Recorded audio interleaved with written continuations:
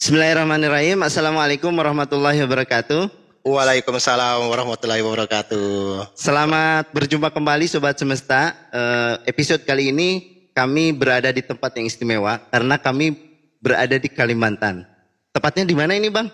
Iya, jadi boleh saya cerita dulu Pak ya tempatnya karena tempat ini cukup unik juga Pak. Iya, nanti itu mah tempat unik, cuman di mana dulu ini? Iya, tempatnya ini kalau lokasinya ini kita di lokasi tempat keramat sebenarnya Pak. Jalan di Pangkalan lebih terkenal, itu di tepi sungai itu ada tempat keramat namanya Pangkalan Asap. Iya. Jadi lokasinya di Dusun Gunung Loncek, Desa Teluk Bakung, Kecamatan Sungai Ambawang, Kabupaten Kuburaya, Provinsi Kalimantan Barat. Desa Lonce. Desa Teluk Bakung Pak. Oh, Desa Teluk Bakung. Iya, Desa Teluk Bakung. Nah, itu di Kuburaya, Kalimantan Barat. Ya, masih wilayah Kuburaya. Sobat menghijau semua, Sobat Semesta menghijau. Kita sekarang posisi ada di Kuburaya, Kabupaten Kuburaya, Desa Teluk Bakung. Desa Teluk Bakung di Provinsi Kalimantan Barat ya. Jadi kita ini sedang berada di tengah-tengah lahan agroforestry ya ini tuh. Iya, siap. Di tengah lahan agroforestry ya. Iya. Kita mungkin akan berbincang-bincang. Nah, kita kenalan dulu sebelumnya ya. Siap, boleh. Silakan Abang memperkenalkan diri. Iya, betul. Terima kasih Bang Abdul Holik dari BDLHK Bogor. Karena kata orang tak kenal maka tak sayang. Iya. Baik, perkenalan sedikit mungkin kurikulum vitae saya lebih ke identitas. Nama saya Lorenzo Sedi.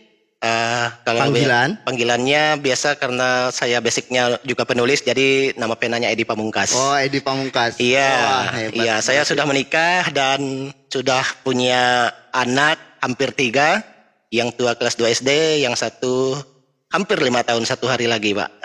Jadi istri saya satu saja, Pak. Satu saja, anak 2. Iya, anak 2. Seperti itu. Ya, Bang Edi, sebelum kita berbicara lebih jauh ya, siap. Saya itu ingin mengajak pemirsa ya. Iya. Sebelumnya Bang Edi aktivitasnya di mana aja? Kalau saya aktivitas utama saya itu sebenarnya menjadi guru Pak. Guru di SDN 25 Sungai Ambawang, tepat di SD yang berada di Dusun Gunung Loncek Pak. Terus jadi KTH Loncek Rayanya itu aktivitasnya sebagai? Iya, kalau di KTH Loncek Raya itu memang saya rekan kerja Pak Sina. Saya sekretaris kelompok tani hutan Loncek Raya. Iya Pak, seperti itulah. Kemudian aktivitas lainnya? Kalau aktivitas lainnya, selain saya mengajar, saya juga aktif di beberapa organisasi Pak. Ya. Kalau untuk di kampung sendiri, saya juga sebagai sekretaris adat yang membantu proses administrasi kepengurusan adat di kampung. Dan juga saya ada juga lah untuk kegiatan agroforestry. Tapi saya lebih ke lahan gambut Pak. Kalau punya Pak Sina tadi ada di lahan mineral ya. Lahannya cukup bagus lah Pak. Ya. Nanti kita cerita dulu ini kegiatan Bapak di KTH dulu ya. Iya. Kegiatan Bapak di KTH, kemudian membangun agroforestry di lahan gambut. Iya. Nah, nanti baru kita cerita tentang Bapak seorang penulis ya, yang senang menulis. Nah, nanti itu di segmen kedua ya. Dan supaya kita agak runut. Oke, dan selain sedang menulis juga saya akan aktif di beberapa organisasi. Ya, itu tambahan saja. Yang berkaitan dengan media ya. Organisasi yang berkaitan dengan media, terus organisasi yang berkaitan dengan agama dan lain sebagainya Pak. Banyak yang saya ikuti. Ini Bapak ini luar biasa. Iya. Aktif di semua dan masih muda ya. Kalau umur nggak boleh disebut ya. Iya. Ya, nanti kelihatan. Iya, siap. Kalau di sini sih masih muda Pak, karena tidak ada anak istri yang di samping. Kecuali ada anak istri barulah kita kelihatan. Baik, Bang Edi. Saya mulai dulu. Kalau Bang Edi di lahan agroforestry yang basisnya gambut murni itu. Gambut Pak. murni. Gambut murni itu kedalaman 6 sampai 7 meteran. 6 sampai 7 meter. Gambut murni itu Pak, dan sangat riskan sekali pada saat musim kemarau Pak. Nah, itu Bang. Terus dalam hal pengolahan lahannya gimana?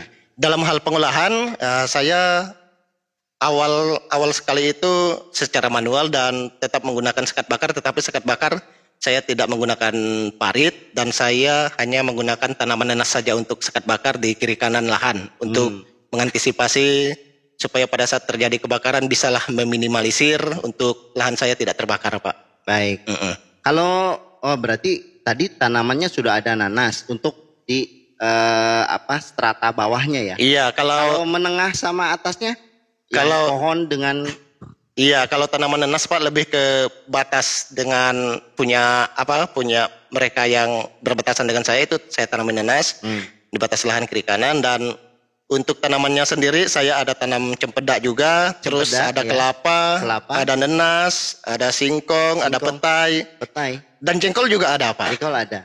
Durian juga ada.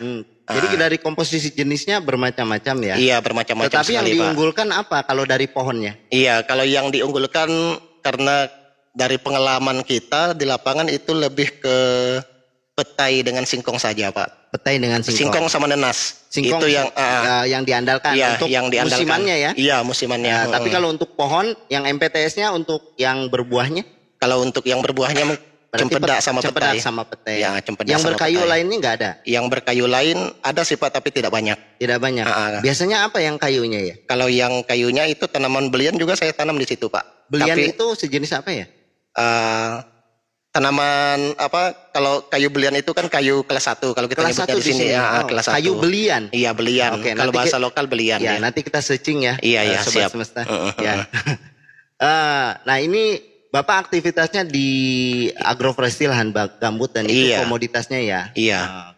Kemudian kalau yang menghasilkannya kira-kira sudah segimana gambarannya itu? Kalau untuk hasilnya Pak, karena saya itu kan ada tanaman singkong itu kurang lebih setengah hektar Pak, dan tanaman nanas itu kurang lebih 300-an pokok, dan yang sudah saya rasakan itu hasil lebih ke singkong sama nanas saja Pak. Oh, lebih ke singkong dan nanas, dan itu yang mudah dipasarkan. Iya, dan itu yang mudah dipasarkan karena kalau nanas ini kan juga selain kita untuk sayur kan kita bisa untuk bikin yang lain juga lah. Apalagi pada saat musim kemarau sangat pas sekali Pak makan buah nanas Pak. Sangat mantap. Iya. Sudah terbayang enaknya sekali. Iya, gitu ya. Siap. Baik. Terus ini aktivitas di selain kelompok tani ya. Iya.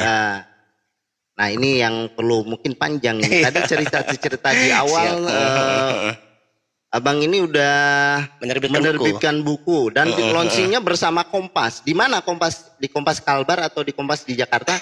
Kalau ya saya cerita awal dulu Pak ya, dari silakan. Awal. Dari tahun 2011 sampai tahun 2015-an itu saya dikontrak oleh PNPM, Program Nasional Pemberdayaan Masyarakat, dan saya sebagai fasilitator penamping di situ, kerjasama dengan YPPN Pontianak. Jadi YPPN itu apa? Yayasan Pemberdayaan Freeport Nusantara, sebuah NGO. NGO ya? NGO yang ada di Pontianak. Yang ada di Pontianak. Jadi tahun 2011 lalu saya dikontrak dan kami melakukan juga pendampingan kepada masyarakat Pak, dan salah satu output yang kami buat adalah budidaya karet, dan satu output yang masih eksis sampai sekarang adalah mendokumentasikan kampung dengan cara membuat buku kampung Pak. Nah sebentar sebelum ke sana buku kampung, kok ada budidaya karet ini kaitannya dengan kegiatan Abang apa? Kalau budidaya karet kita lebih kepada Lebih kepada pelatihan dengan petani karet yang ada di kampung Pak. Jadi kita memberikan pelatihan budidaya karet, bagaimana cara mengokulasi, bagaimana cara membuat bibit unggul dengan cara teknik okulasi Pak pada saat itu Pak. Kemudian setelah itu tadi ceritanya sampai diundang di Kompas itu, awal penulisannya ceritanya gimana sih? Kalau awal penulisannya sih seperti ini Pak, karena kita pada saat di lapangan itu kan kita menampung ide kawan-kawan, ini kita mau ngapain lagi nih, karena kita tahu bahwa kampung kita itu sudah terkepung oleh beberapa perusahaan Pak pada saat itu. Jadi ide-ide kawan itu muncul untuk sebenarnya untuk mempertahankan wilayah atau kawasan hutan yang masih ada di Loncek, dan sekaligus juga kita mempertahankan eksistensi adat dan budaya yang masih kita pelihara sampai sekarang Pak. Kawan-kawan Abang itu dari mana aja tuh? Kalau kawan kita memang asli Pak, mereka rata-rata pemuda putus sekolah di tingkat SD, SMP, SMA di wilayah Desa Teluk Bakung yang kita dampingi pada saat itu dalam program PNPM Peduli. dan mereka sangat antusias mengikuti program yang kita jalankan pada saat itu. Nah, ini yang Pak. Istimewanya. Pemuda putus sekolah tapi pandai menulis, gimana itu? Iya, itu tadi Pak, ide awal karena kita namanya masyarakat Pak, pada saat itu kan mau awal-awal masuk perusahaan, jadi kita mau menolak dengan cara frontal kan kita tidak bisa Pak. Jadi bagaimana cara kita mengantisipasi untuk tidak terjadi ekspansi lahan besar-besaran kepada wilayah kita, dan kita menolak dengan cara cerdas Pak. Oh, jadi abang ini menulis itu salah satunya untuk mempertahankan budaya. Iya, mempertahankan budaya dan mempertahankan wilayah juga sekaligus Pak. Jadi budayanya kalau di sini apa ceritanya? Oke, kalau budaya di sini kan masih kental dengan adat dan budaya Pak. Iya. Jadi kalau untuk budaya seperti yang kami tuangkan dalam buku Loncek Baguas seri Pantak Modern 1, itu tentang sejarah kampung, budaya topeng loncek, tempat-tempat keramat atau prasasti. Kalau tempat keramat ini lebih karena kita suku Dayak ya Pak ya. Jadi kita menyebutnya tempat keramat, dan tentang gerakan kelompok tani yang kita dampingi pada saat itu namanya kelompok tani muda Pelambon Pucuk Baguas Pak. Oh, jadi di dalam buku itu berisi terkait dengan sejarah kampung, kemudian adat istiadatnya, adat istiadat, budaya topeng dan loncek, dan topeng loncek ya, dan gerakan pemuda putus sekolah yang tergabung dalam kelompok tani muda Pelambon Pucuk Baguas atau KTM-PPB. Oh iya. Itu. Kalau dilihat dari isi bukunya, nah ini yang istimewa menurut saya. Nah ini Bang, mungkin saya ini kaitkan dulu dengan perhutanan sosial siap. Dengan terkait dengan abang yang lakukan. Iya. Sobat Semesta Menghijau. Jadi pada saat kita belajar terkait dengan pendampingan perhutanan sosial, mungkin ini beberapa orang yang sudah di-SK-kan pendamping perhutanan sosial yang sudah pernah mengikuti latihan. Iya, siap. Jadi ada nama pelatihannya itu manajemen pengetahuan. Pengelolaan pengetahuan. Iya. Jadi ini mungkin, kalau menurut saya Bang Edi ini adalah gambaran nyata untuk pengelolaan pengetahuan di dalam kelompoknya. Jadi apa itu pengelolaan pengetahuan? Di dalam pengelolaan pengetahuan itu bagaimana informasi yang ada di KTH itu tersebar luaskan. Siap Pak, siap. Informasi yang ada di KTH itu kan banyak kan tidak tertulis. Iya, betul banyak kan tidak terdokumentasi. Siap. Kebanyakan itu dalam bentuk pikiran. Iya. Hanya ada di benak orang-orang anggota aja. Nah, itu yang disebut tasit, Pak. Tasit. Iya. Jadi tasit informasi yang hanya ada di benak orang. Oke. Nah, kalau sudah dituliskan itu jadi data yang bisa kita sebarluaskan. Siap. Nah, Abang ini udah melakukan itu. Saya salut sama Abang ya. Iya. Jadi kalau bisa lebih banyak lagi yang ditulis Bang. Siap. Jadi apa yang dimunculkan keunggulan-keunggulan di KTH atau di desanya, yang sementara ini mengakses informasi itu kan kalau tidak datang ke sini untuk peminatan khusus itu nggak mungkin tahu. Tapi kalau Abang sudah tulis dalam bentuk buku, itu sudah hebat. Dan saya salut itu. Saya juga pengen belajar menulisnya. Karena menulis itu tidak sama dengan bicara seperti ini. Betul Pak. Ada struktur yang harus. Mungkin bisa cerita begini. Oh ya, pemirsa Sobat Menghijau, kita juga tadi sudah bicara dengan Bang Eko ini. Beliau akan menaruh link untuk akses apa? Bukan Bang Eko Pak, Bang Edi. Oh Bang Edi, ya Allah. Salah. Bang Edi. Iya Bang Edi, maaf. Gagal fokus kayaknya. Gagal fokus saya. Tadi saya lagi mikir kesana kemari terkait dengan saya mau mengkaitkan ini materi dengan materi perhutanan sosial gitu. Jadi bagi teman-teman yang sudah bergelut di perhutanan sosial, pengelolaan pengetahuan yang begini yang perlu di pendokumentasian. Misalnya pendokumentasian Abang dalam bentuk buku. Iya. Ada lagi kan nanti dalam bentuk film, dalam bentuk sebentar lagi Pak. Oh film.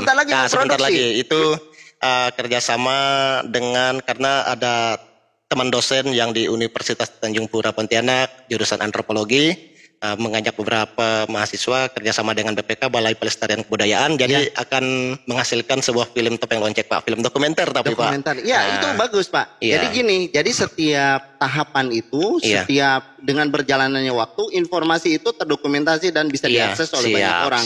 Apalagi kalau dibuat dokumenternya, orang bisa melihat bukan audionya, bukan visualnya saja, tapi semuanya sangat bisa dapat. Bagus sekali Pak. Ya. Itu dari buku tadi. Sekarang terkait dengan ini cerita tadi kok bisa sampai nulis gini, prosesnya berapa lama gitu, mengumpulkan orangnya, terus tahapannya seperti apa gitu. Sebenarnya cerita menulis itu Pak semenjak saya di PNPM lah, tetapi dari SMA memang sudah aktif menulis. Bahkan buku diare saya SMA itu masih ada Pak. Jadi memang aktif sudah dari SMA, passionnya di situ ya. Tapi yang lebih gesitnya itu semenjak di PNPM karena kita kan banyak kawan nih di beberapa media, ada Kompas TV, SCTV, terus ada teman-teman media lain lokal dan maupun juga yang nasional Pak. Bahkan luar biasa. Kalau untuk menulis itu Pak sebenarnya lebih kepada penghayatan kita Pak, bagaimana kita memainkan semua panca indera kita untuk bisa menulis Pak. Artinya menulis juga tidak harus menggunakan bahasa-bahasa yang baku, yang sulit-sulit ya. Coba nanti saya mau lihat bahasa-bahasa yang gaya penulisannya ya. Bahasa sederhana ya. Tapi saya belum menikmati tulisannya. Nanti coba saya baca di buku yang di-share di link nanti di deskripsi ya. Di buku Lonceng Baguas. Dulu kita Lonceng Baguas ini masih katalog dalam terbitan. Tahun 2012 kita launching di UGM Pak, Universitas Gadjah Mada, Yogyakarta. Pernah juga launching di UGM? Pernah, itu launching pertama kali Pak. Launching pertama di UGM. Launching pertama di UGM dan launching kedua yang sudah ber-ISBN kerjasama dengan Allsis Media Solusi Bogor, Jawa Barat. Itu tahun 2021 kemarin Juni Pak, di SMK Tunas Kasih, Desa Lingga, Kecamatan Sungai Ambawang, Kabupaten Kuburaya juga Pak.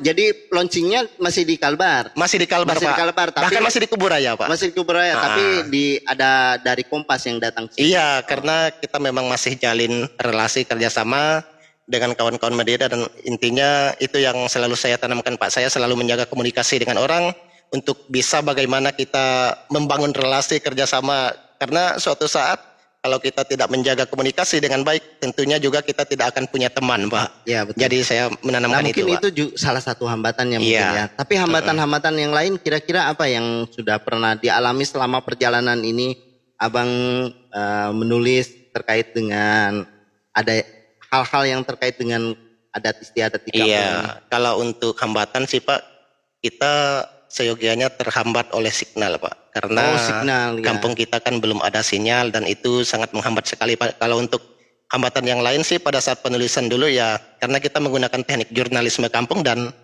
kita dengan cara-cara sederhana untuk menggali data Pak. Apa itu jurnalisme kampung? Jurnalisme kampung itu bagaimana kita menulis dengan cara sederhana Pak. Menulis sederhana jadi tidak menulis itu tidak perlu dengan laptop, kita cukup dengan kertas. Memang kertas sama pulpen aja Pak. Ya? Jadi naskah-naskah itu nanti yang jadi kita kumpulin dan kita baru edit Pak. Dan saya juga sebagai koordinator pada saat itu Pak. Super sekali. Koordinator kepenulisan, ya seperti itu ceritanya. Terus kira-kira harapan Abang ke depan gimana terkait dengan, nah mungkin saya ingin menghubungkannya dengan kelompok tani hutan Abang yang terlibat di dalamnya, kemudian sebagai guru juga guru, kemudian sebagai mungkin aktif juga di desa ya, kemudian juga aktif di organisasi lain. Bagaimana menjaga ritme itu gitu? Kemudian Abang harapannya ke depan seperti apa gitu? Kalau untuk menjaga ritme itu sih Pak, karena memang basicnya suka berorganisasi dari zaman kuliah dan sampai sekarang masih suka berorganisasi Pak. Artinya untuk menjaga itu ya kita memang, karena tidak mudah juga Pak kalau kita terjun di bidang sosial kayak di organisasi kan kita sosial nih Pak. Betul, sosial. Dan jadi hal-hal yang sifatnya material itu agak jauh dengan kita ya. Tapi dengan berjalannya waktu itu bisa datang dengan tentunya niat yang paling penting Pak. Niat yang paling penting. Niat yang paling penting dan niat itulah yang bisa membuat kita untuk bisa melakukan semua yang kita jalani sekarang Pak. Betul. Gini Bang, saya pernah dengar juga bahwa memang kita bermasyarakat berorganisasi itu juga menjadi aset kita. Itu namanya sosial aset. Iya, sosial aset. Sosial aset. Pak. Itu itu jangan dikira itu sesuatu yang tidak berharga, itu sangat berharga. Bahkan itu investasi yang sangat bagus di masa muda seperti Abang. Jadi untuk mungkin 10-20 tahun ya bakal ada sesuatu yang lebih hebat dari ini. Ya, saya harapkan begitu. Iya, intinya sih Pak, semua yang saya lakukan sekarang saya melakukannya dengan ikhlas hati. Tak tahu tujuan ke depan itu seperti apa, biarlah nanti yang di atas itu yang menjawabnya Pak. Intinya kita melakukan dengan konsisten saja Pak. Harapannya juga ini ya kita ngobrol begini bukan berarti ingin diketahui orang bahwa si A si B juga melakukan itu gitu ya. Tapi yang ingin ini kan tadi dengan hal-hal yang sederhana, kemudian mengajak pemuda-pemuda di kampung sendiri yang bahkan di dalam kampungnya belum ada akses internet ya, kami juga sobat semesta. Ini kita tidak ada sinyal ini. Di posisi tidak ada sinyal di kebun ini. Jadi ya sangat berharga sekali saya berjumpa dengan Bang Edi ya, pemuda yang banyak aktif di berbagai organisasi di tingkat desanya ataupun di daerahnya gitu ya, sehingga bisa mudah-mudahan ini bisa menginspirasi pemuda-pemuda lain. Harapannya gitu ya. Pak. Harapannya Jadi, bisa menginspirasi seperti itu. Tidak hanya di Kalbar mungkin kan, tapi ya semua di pelosok penjuru tanah air yang mendengarkan podcast ini, yang menyaksikan podcast ini ya. Bahkan pada tahun 2014 Pak, kita kedatangan sutradara Amerika ternama Pak. Iya. Dan pada saat itu namanya Richard Pearce dan Frida Muck. Beliau berdua peraih film Oscar. Iya. Sutradara Saya nggak Amerika. bisa ngulang itunya, namanya Richard Pearce. Richard Pearce tulisannya Richard Pearce. Richard Pearce dan Frida Muck. Frida Muck gimana nulisnya? Preida MOOK. Oh, Preida Muck. Seperti itulah Pak. Iya. Oke. Jadi dia datang ke sini. Datang ke sini karena membaca buku Loncek Baguas, dan beliau sangat tertarik sekali untuk melatih kami membuat film dokumenter Pak. Jadi pada saat itu beliau datang dan saya juga sebagai ketua panitia pada saat itu yang mengakomodir. Tahun berapa itu? Tahun 2014 Pak. 2014. Dan itu udah direalisasikan atau dalam tahap lebih proses? Kepada proses pengetahuan aja sih Pak. Sharing pengetahuan. Sharing pengetahuan, lebih kepada penggalian data dan lain-lain lah Pak. Seperti itu yang dilakukan. Oke. Mungkin saya harapkan pertama yang terakhir mungkin ini ya. Harapan Abang. Terus saya ingin moto Abang apa? Motonya apa? Quote-nya. Oh, kalau dikasih ke kita. Kalau quote saya sih Pak, terus belajar untuk kemajuan kampung. Terus belajar untuk kemajuan kampung. Mudah-mudahan satu pemuda satu kampung, berbanyak kampung. Seperti itu Pak, bisa menginspirasi. Banyak aja yang pemuda yang menginspirasi. Bisa menginspirasi. Selamat Bang. Siap. Terima kasih. Tapi belum pantun ini. Pantun dulu. Biasa orang Kalimantan pantun dulu. Nah, ayo. Dikasih mikir. Ini yang susah nih kalau dikasih pantun. 3 detik. Apa ya pantunnya ya? Ayo pantunnya. Pantunnya apa ya? Hari ini hari Selasa, walaupun hari Rabu Pak ya. Hari ini juga kita mencencang serai. Hari ini berpandang mata, dan hari ini juga kita akan berpisah. Tapi jangan berpisah terus. Maksudnya berpisahnya hanya secara fisik, tapi komunikasi ya. Komunikasi terus berjalan kita Pak. Melalui media yang sudah banyak ini, termasuk podcast ini, mudah-mudahan kita bisa terus berkomunikasi ya. Saling bertukar informasi untuk kebaikan kita semua. Sobat Semesta Menghijau, terima kasih atas perhatiannya. Terima kasih juga Bang Edi ya. Iya, Edi Pamungkas nama pena saya. Edi Pamungkas ya. Dan satu lagi lupa Pak. Ya, apa itu? Kalau di Guru kan saya juga aktif menulis Pak, sering mengikuti lomba, dan sekarang saya sedang menunggu buku saya nih terbit dari ISBN. Kemarin ikut lomba puisi tingkat nasional dan lolos Pak. Lolos dan bukunya akan segera datang Pak. Di dalamnya puisi semua? Antologi puisi Pak, kumpulan. Antologi puisi. Iya, jadi saya mengikuti lomba itu khusus untuk guru-guru yang ada di seluruh Indonesia. Dan puji Tuhan puisi saya lolos tahun 2021 dengan tahun ini lah Pak, ada 2 puisi yang lolos dan dibukukan oleh pihak panitia ber-ISBN Pak. Antologi puisi. Jadi ngomong-ngomong berapa buku yang udah terbit? Kalau buku selain buku Loncek Baguas yang akan berdua yang akan sebenarnya masih banyak Pak. Hanya saja tadi mau ini sampaikan takut waktunya. Oke. Nanti aja. Super. Luar biasa. Oke, siap. Ini juga bisa menjadi contoh ya. Iya. Ya buat saya sendiri maksudnya. Ini belum terbit satupun buku dari saya. Ini jadi termotivasi. Saya berbincang gini dengan Bang Edi Pamungkas ya. Iya, Edi Pamungkas. Ya, saya mudah-mudahan tertular untuk bisa menulis. Siap. Mungkin kita akhiri ya. Oke, boleh, Pak. Baik, Sobat Semesta Menghijau, sampai ketemu di kesempatan lain. Jangan lupa ya, kita channel kita di Semesta Menghijau. Oke. Ini tayang tiap minggu, satu minggu satu podcast. Siap. Kemudian ini juga bisa diperdengarkan Bang di Spotify, bisa diperdengarkan di YouTube Musik, bisa diperdengarkan di Noise. Wah, keren sekali Pak ya. Jadi bisa nanti Abang download sendiri, nanti Semesta Menghijau udah bisa sambil